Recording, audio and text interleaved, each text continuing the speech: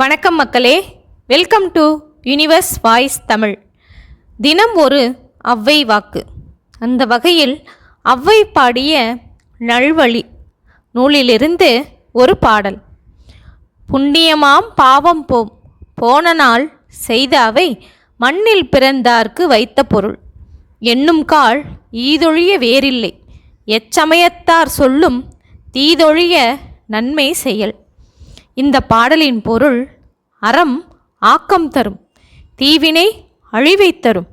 முற்பிறவியில் செய்த புண்ணிய பாவங்களே பூமியில் பிறந்தவர்களுக்கு நன்மை தீமைகளை அனுபவிக்கும்படி தேடி வைத்த பொருளாகும். ஆராய்ந்து பார்த்தால் எந்த மதத்தினரும் கூறுவது இதை தவிர வேறெதுவும் இல்லை. அதனால் தீமை புரியாமல் நன்மையே செய்க என்கிறார் ஔவை பாட்டியார்.